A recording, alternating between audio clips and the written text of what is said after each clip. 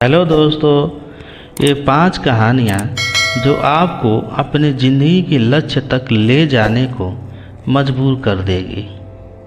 नमस्कार दोस्तों, मैं केशव आपका बहुत बहुत स्वागत है हमारे YouTube channel CL novel story Hindi कहानी में।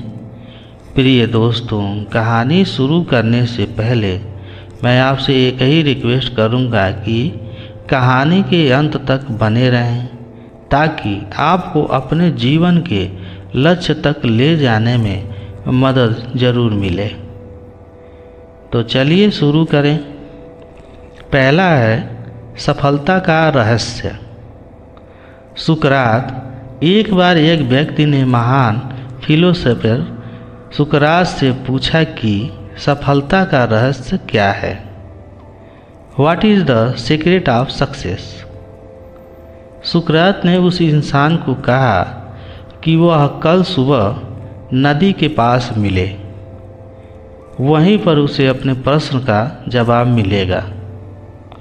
जब दूसरे दिन सुबह वह व्यक्ति नदी के पास मिला तो सुकरात ने उसको नदी में उतरकर नदी की गहराई मापने को कहा। वह व्यक्ति नदी में उतरकर आगे की तरफ जाने लगा।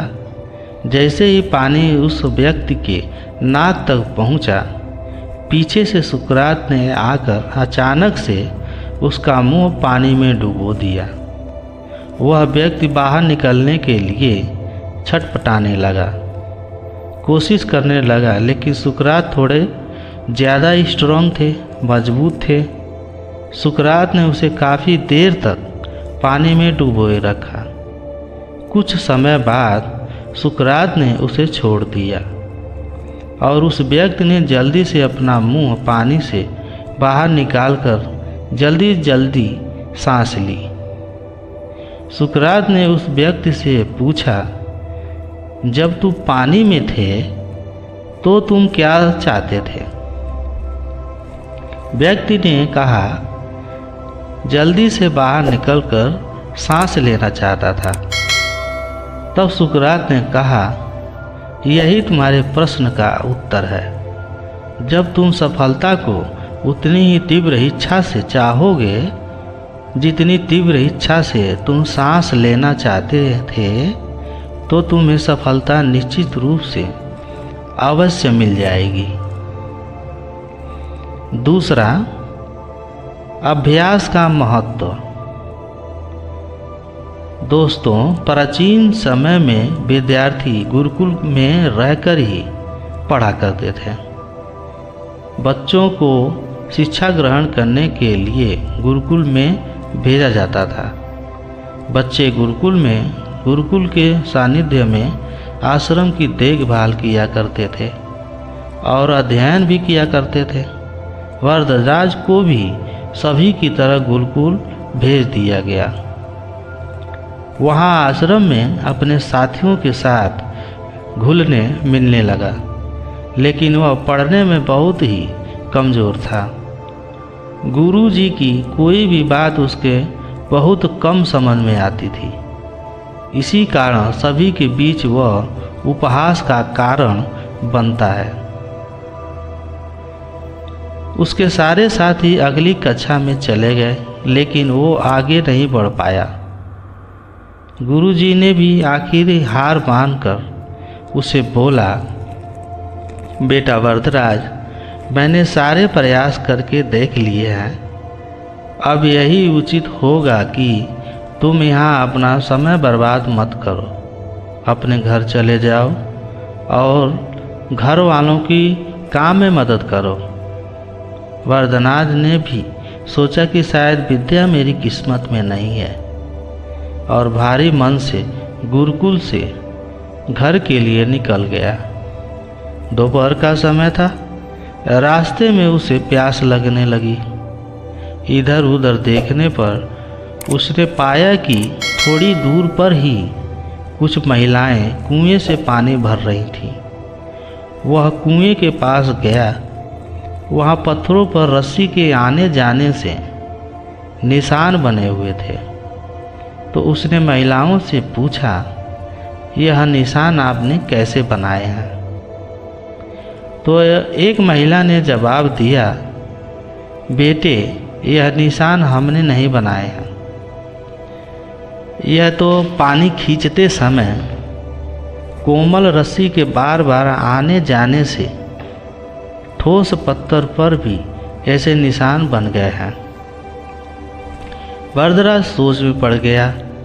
उसने विचार किया कि जब एक कोमल रस्सी के बार बार आने जाने से एक ठोस पत्थर पर गहरे निशान बन सकते हैं, तो निरंतर अभ्यास से मैं विद्या ग्रहण क्यों नहीं कर सकता। वरदराज ढेर सारे उत्साह के साथ वापस गुरुकुल आया और अथक कड़ी मेहनत की। गुरुजी ने भी खुश होकर भरपूर सहयोग किया। कुछ ही सालों बाद यही मंद बुद्धि बालक वरदराज आगे चलकर संस्कृत व्यापक का महान विद्वान बना, जिसने लघु सिद्धांत कौमुदी, मध्य सिद्धांत कौमुदी, सार सिद्धांत कौमुदी, गिरवान पंदमंजरी की रचना की। दोस्तों, अभ्यास की शक्ति का तो कहना ही क्या है। यह आपके हर सपने को पूरा करेगी। अभ्यास बहुत ज़रूरी है, चाहे वो खेल में हो या पढ़ाई में या किसी और चीज़ में। बिना अभ्यास के आप सफल नहीं हो सकते हो। अगर आप बिना अभ्यास के केवल किस्मत के सहारे बैठे रहोगे तो आखिर में आपको पछतावे के सिवा और कुछ हाथ नहीं लगेगा। इसीलिए अभ्यास के साथ धैर्य, परिश्रम और लगन रखकर आप अपनी मंजिल को पाने के लिए जुट जाएं। तीसरा है अभिनव बिंद्रा, जिनकी जिद और जुनून ने दिलाया था गोल्ड। ओलंपिक में भारत को गोल्ड मेडल मिलने से हर भारतवासी खुशी से झूम उठा। बिंद्रा की जिद और जुनून ने उन्हें इस मुकाम पर पहुंचाया है। बैंकॉक में हुए वर्ल्ड शूटिंग चैंपियनशिप में बिंद्रा की टीम मेंट रही। इंटरनेशनल शूटर श्वेता चौधरी ने कहा कि बिंद्रा ने जो कहा वह कर दिखाया। श्वेता मामूली अंतर से ओलंपिक टीम में जगह बनाने में नाकाम रही। श्वेता ने बताया कि बिंद्रा ओलंपिक गोल्ड के लिए पिछले 4 साल से अनवरत मेहनत कर रहे थे। बिंद्रा ने जो कहा वह कर दिखाया। ऐसे बदली दुनिया। श्वेता बताती हैं कि एथेंस ओलंपिक के बाद अभिनव के व्यवहार में चेंज आया था। एथेंस ओलंपिक में पदक हासिल न करने के बाद ही उन्होंने निश्चय कर लिया था कि वह अगला मौका बीजिंग ओलंपिक नहीं गंवाएंगे। एक स्मरण सुनाते हुए श्वेता ने कहा कि बैंकॉक में वर्ल्ड चैंपियनशिप के दौरान जब भारतीय टीम के अन्य शूटर शाम को शहर घूमने गए थे, बिंद्रा जिम में एक्सरसाइज कर रहे थे। शायद अभिनव को एथेंस ओलंपिक में पदक नहीं जीतने का सदमा ऐसा लगा कि उनके व्यवहार में काफ़ी परिवर्तन आ गया। उसके बाद से वह रिजर्व रहने लगे। इसके पहले वह साथियों के बीच आकर हंसी मजाक करते थे। इसके बाद वह लगातार विदेशों में जाकर प्रैक्टिस करते रहे। श्वेता ने बताया कि बिंद्रा ने स्वयं ही अपने लिए प्राइवेट कोच, पैथोलॉजिस्ट व फिजियो नियुक्त किया था। इसके बावजूद छोटी प्रतियोगिताओं में उनके मेडल न जीतने पर कई बार उनकी आलोचना भी हुई, परंतु उनको जानने वाले जानते थे कि अभिनव में वह क्षमता है जो वक्त आने पर बड़ी प्रतियोगिता में अवश्य दिखाएंगे। उनका टारगेट ओलंपिक ही था। चौथा है भारत रत्न प्राप्त डॉक्टर APJ अब्दुल कलाम। अब्दुल कलाम का जन्म 15 अक्टूबर 1931 को तमिलनाडु के एक गांव में धनुषकोडी में हुआ था। इनके पिता मछुआरों को किराए पर नाव देते थे। कलाम ने अपनी पढ़ाई के लिए धन की पूर्ति हेतु अखबार बेचने का कार्य भी किया। डॉक्टर कलाम ने जीवन में अनेक चुनौतियों का सामना किया। उनका जीवन सदा संघर्षशील रहने वाले एक ऐसे व्यक्ति की कहानी है जिसने कभी हार नहीं मानी तथा देश हित में अपना सर्वस्व न्यौछावर करते हुए सदा उत्कृष्टता के पथ पर चलते रहे। 71 वर्ष की आयु में भी वे अथक परिश्रम करते हुए भारत को सुपर पावर बनाने की ओर प्रयासरत थे।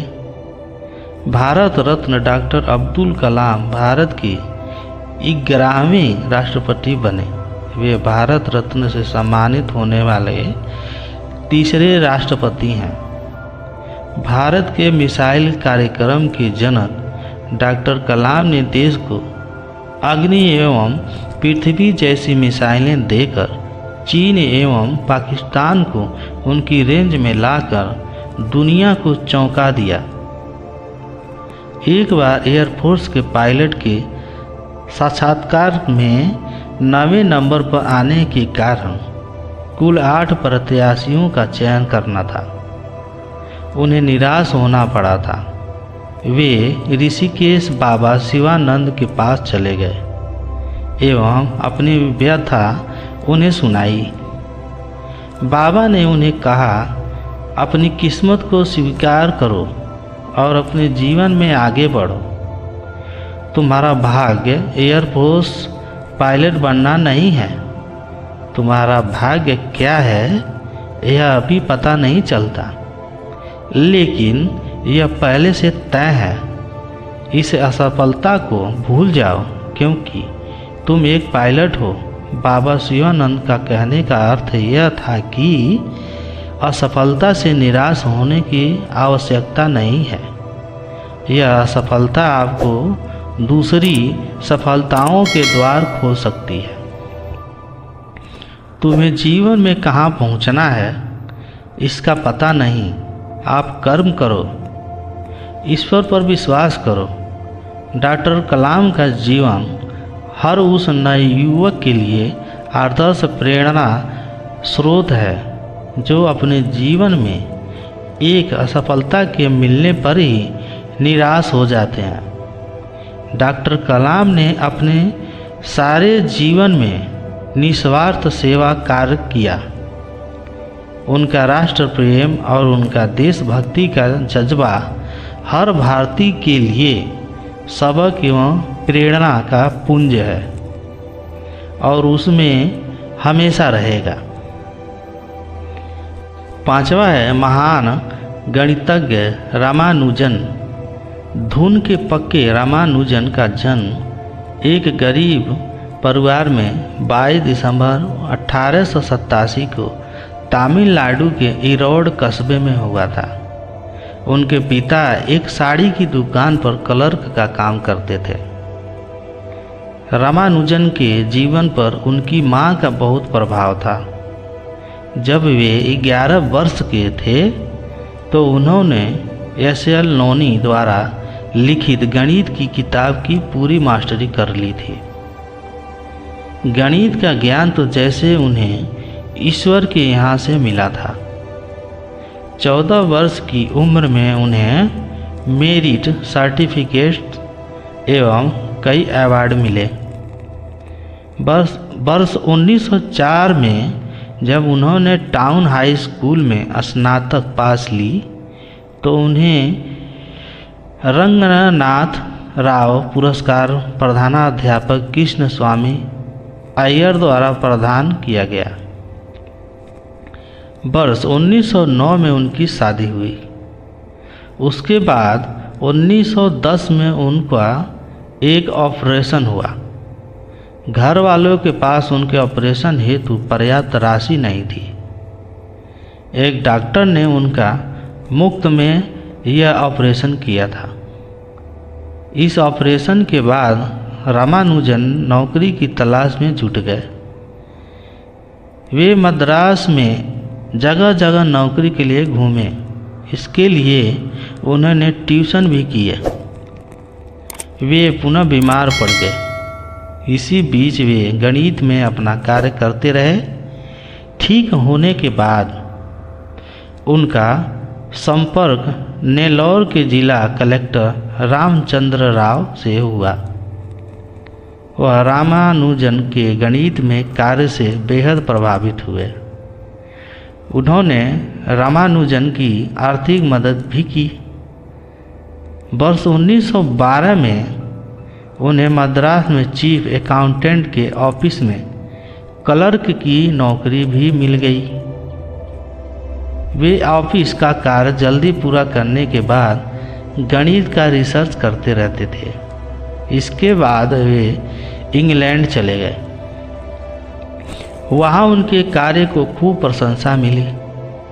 उनके गणित के अनूठे ज्ञान को खूब सराहना मिली।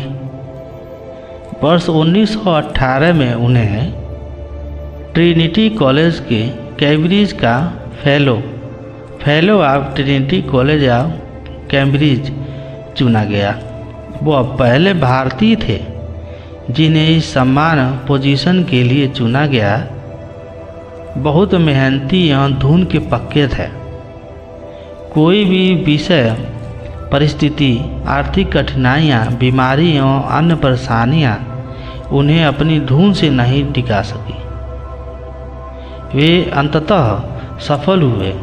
आज उन्हें विश्व के महान गणितज्ञों में शुमार किया जाता है। 32 वर्ष की छोटी उम्र में ही इस प्रतिभाशाली व्यक्ति का देहावसान हो गया। दुनिया ने एक महान गणितज्ञ को खो दिया। प्रिय दोस्तों, मुझे उम्मीद है आपको ज़रूर कुछ न कुछ सीखने को मिला होगा। हमें कमेंट करके ज़रूर बताइए और पसंद आया हो तो एक लाइक भी ज़रूर करें और अपने पहचान वालों के पास शेयर करें ताकि उन्हें भी कुछ सीखने को मिल सके। धन्यवाद।